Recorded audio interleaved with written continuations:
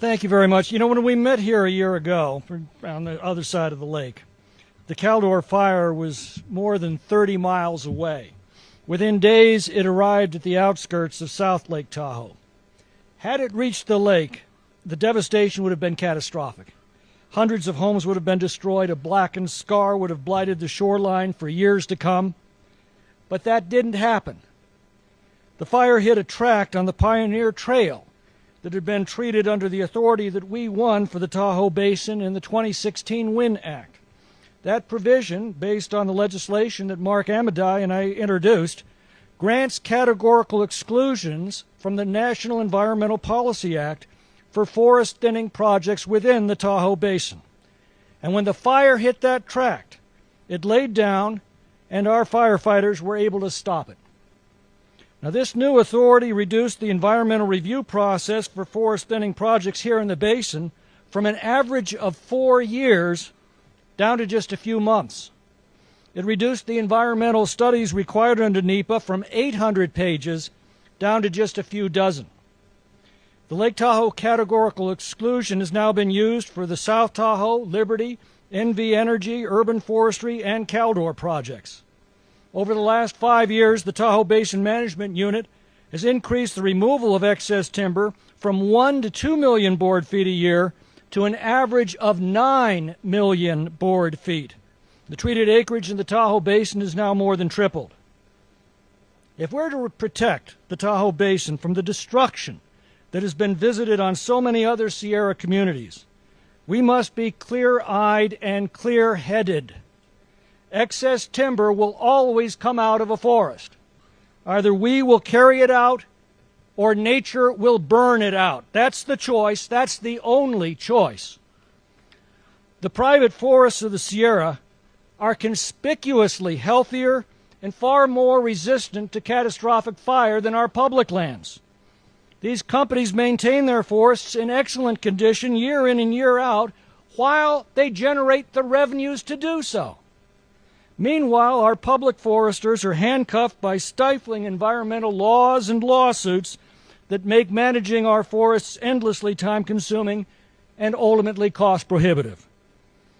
Our public and private forests are in dramatically different condition, even though they sit side by side in the same terrain, in the same climate. That should warn us that this ultimately is a forest management issue. And this problem is not going to go away, even if we all ride our bikes to work and substitute tofu for hamburgers. When we granted a categorical exemption from NEPA to our Tahoe Basin foresters, they could actually do their jobs again. And the city of South Lake Tahoe was saved because of it. The climate didn't change. The laws changed. So whatever else we do, we have to protect Tahoe's forests if we're going to protect Tahoe. And 50 years of experience with these laws should warn us that they've not only failed to improve the forest environment, they've drastically harmed it. The modifications that we were able to make in those laws have made a real difference here in the Tahoe Basin. Among other things, we need to aggressively attack fires when they're first spotted. You know, Graham Kent told me a few summits ago that the greatest impediment that Alert Tahoe faces in placing early fire detection cameras to detect fires is NEPA and the California Environmental Quality Act. And when these fires are first spotted, aggressive initial attack is absolutely critical. You know, last year the Forest Service allowed the Tamarack fire to smolder for 10 days until it exploded out of control and destroyed 70,000 acres. Just last month, Yosemite National Park officials turned away a tanker and a helitack unit when the Washburn fire could have been quickly extinguished in its first few hours. Ultimately, it destroyed 5,000 acres. The categorical exclusion has made a difference, but much more needs to be done. And thank God, we have the Tahoe Fire and Fuels team comprised of the fire departments of the Tahoe Basin who have stood in the breach all these years. The people of Tahoe are incredibly fortunate to have them, and we must all continue to stand by them. And I'd like to ask them one more time to stand and receive the recognition they deeply deserve so that all of us can express our gratitude for their steadfast devotion to our community.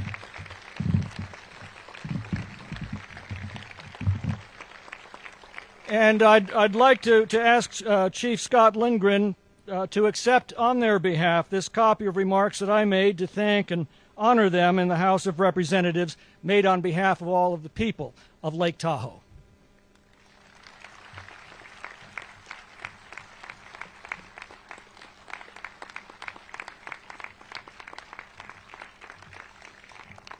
Now, on a personal note, due to the reapportionment, I'm no longer going to be representing the people of the communities of Lake Tahoe after this year.